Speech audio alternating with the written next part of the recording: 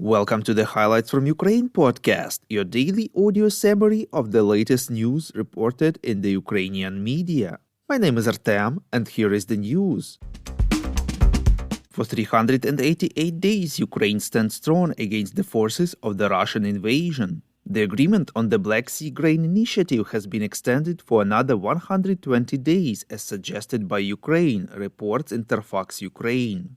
Deputy Prime Minister for the Reconstruction and Infrastructure Development of Ukraine, Alexander Kubrakov, said that the work will continue to involve the ports of Mykolaiv region to the grain initiative and expanding the cargo range. He thanked UN Secretary General Antonio Guterres and Turkish President Recep Tayyip Erdogan for their efforts to extend the document for another 4 months. Earlier, Russia announced that it was ready to extend the Black Sea Grain Initiative, but only for 60 days and not 120 as suggested by Ukraine. The grain agreement was signed for the first time through the mediation of the UN and Turkey in July 2022 for a 120 days period. It allowed the transportation of Ukrainian agricultural products across the Black Sea to the world market.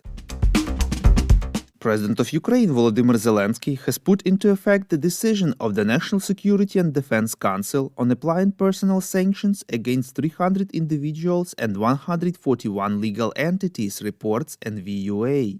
The list includes 3 Syrian citizens, the president, the prime minister, and the minister of foreign affairs, 7 Iranian citizens, the rest are Russians.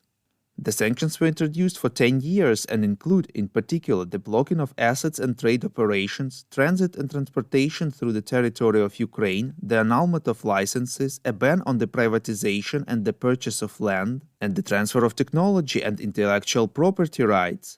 The list of 141 legal entities includes mainly enterprises of the Russian defense industry, such as the Kalashnikov concern, the Almaz Antey Air and Space Defense Corporation, and the Ural automobile plant, Russia's tank producer. In addition, it also has 16 Iranian companies, including Shahed Aviation Industries Company. The list also includes 3 United Arab Emirates-based air transport companies, which, according to the National Agency on Corruption Prevention, coordinated flights between Iran and the Russian Federation, including those related to the transportation of Iranian attack drones. Russian state media claim that Russian President Vladimir Putin allegedly made a working trip to occupied Mariupol on the Sea of Azov, reports Ukrainska Pravda. Based on sources in the Kremlin, they say that Putin allegedly flew to Mariupol by helicopter, then drove in a car around the city, made stops, talked with the locals. So far, the Kremlin has not released any photos or videos that would confirm Putin's trip to Mariupol.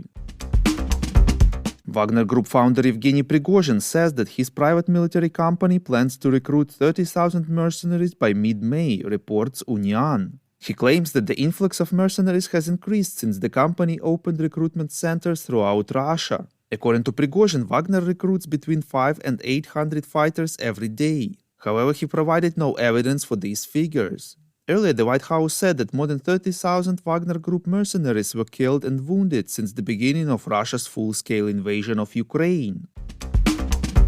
Prime Minister Denis Shmyhal announced several changes in the cabinet, reports Ukrainska Pravda. Head of the Junior Academy of Sciences and active military serviceman Oksen Lisovy will be appointed as new education minister instead of Serhiy Shkarlet. Head of Ukraine's railway operator Ukrzaliznytsia Alexander Kamyshin will be a new Minister of Strategic Industries instead of Pavel Rябykhin.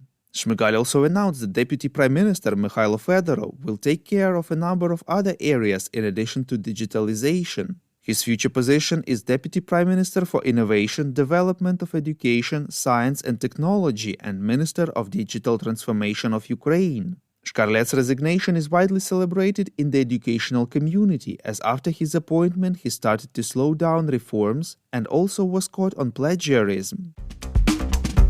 The Highlights from Ukraine podcast is an uncommercial initiative of just 2 people, and we need your help to grow. Share information about the podcast, rate us in the app, subscribe to our Patreon. With your support, we are getting better.